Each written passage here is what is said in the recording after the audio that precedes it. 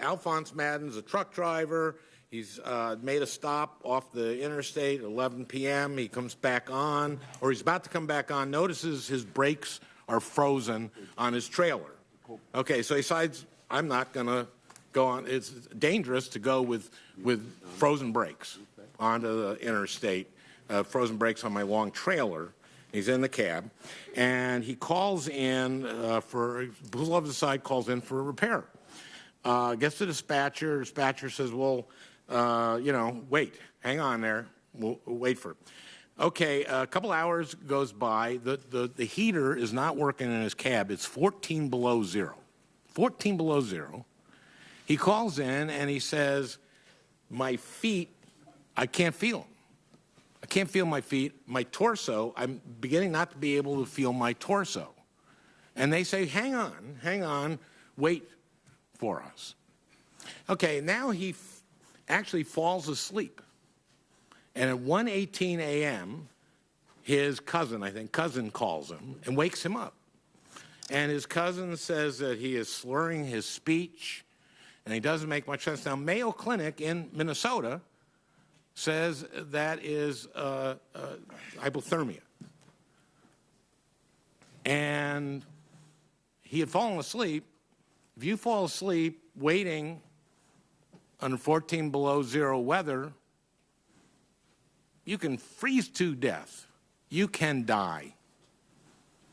He calls him back, and the supervisor says, wait. You got to wait. So he has a couple choices here. Wait or take the trailer out with the frozen brakes onto the interstate. Now, when those brakes are locked and you're pulling that load on a trailer with its brakes locked, you can go maybe, 10, 15 miles an hour? Now, what's that like on an interstate? Say you're going 75 miles an hour. Someone's going 75 miles an hour. They come over a hill and slam into that trailer. Also, he's got hypothermia. He's a little woozy. Probably figures that's not too safe. I don't think you'd want to be on the road with him, would you, Judge? Senator, you would? Or not? It's a really easy yes or no. Would you like to be on the road with him? Want to be on the road with him? Yeah. With the hitched trailer or the unhitched trailer, Senator? Well, either, but especially with the hitched trailer with the locked brakes. No, I don't think that was okay. A serious I thought that option. was. I wouldn't want to be there either. Yeah. And so what he does is he unhitches it and goes off in the cab. And then I believe he comes back 15 minutes later. And he comes back after he gets warm so that he can be there when it gets repaired. Right. Okay. He gets fired. He gets fired. And the rest of the judges all go, that's ridiculous. He shouldn't. You can't fire a guy for doing that. There were two safety issues here. One, the possibility of freezing to death or driving with that rig in a very, very dangerous way. Which would you have chosen? Which would you have done, Judge? Oh, Senator, I don't know what I would have done if I were in his shoes, and I don't blame him at all for a moment for doing what he did do. I empathize with him entirely. Okay, we've been talking about this case. You haven't decided what you would have done? You haven't thought about for a second what you would have done in Senator, his case? I thought a lot about this case. And what would you have done? I totally empathize and understand. I'm asking you a question. Please answer questions. Senator, I don't know. I wasn't in the man's shoes, but I understand why he did. You don't know what you would have done. Okay, I tell you what I would have done. I would have done exactly what he did. Yeah, I understand. And I think everybody here would have done exactly what he did. Here's the law that, and you go to the language of the law, and you talk about that. I go to the law. A person may not discharge an employee who refuses to operate a vehicle because the employee has reasonable apprehension of serious injury to the employee or the public because of the vehicle's hazardous safety or security condition. That's the law.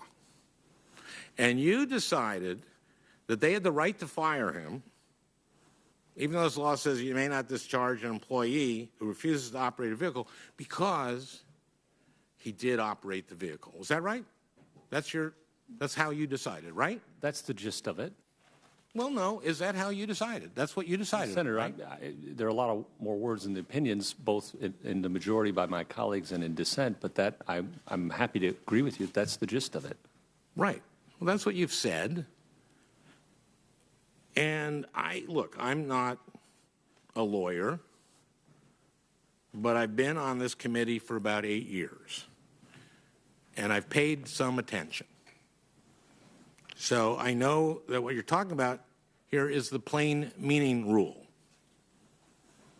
Here's what the rule means. When the plain meaning of a statute is clear on its face, when its meaning is obvious, courts have no business looking beyond the meaning to the statute's purpose. And that's what you used, right? That's what was argued to us by both sides, Senator. But that's what you used. Yeah, both sides right. argued Okay. that the plain meaning supported their and you used it to come to your conclusion. Both sides. But the plain meaning rule has an exception. When using the plain meaning rule would create an absurd result, courts should depart from the plain meaning. It is absurd to say this company is in its rights to fire him because he made the choice of possibly dying from freezing to death or causing other people to die possibly by driving an unsafe vehicle. That's absurd. Now, I had a career in identifying absurdity. And I know it when I see it. And it makes me, it makes me question your judgment.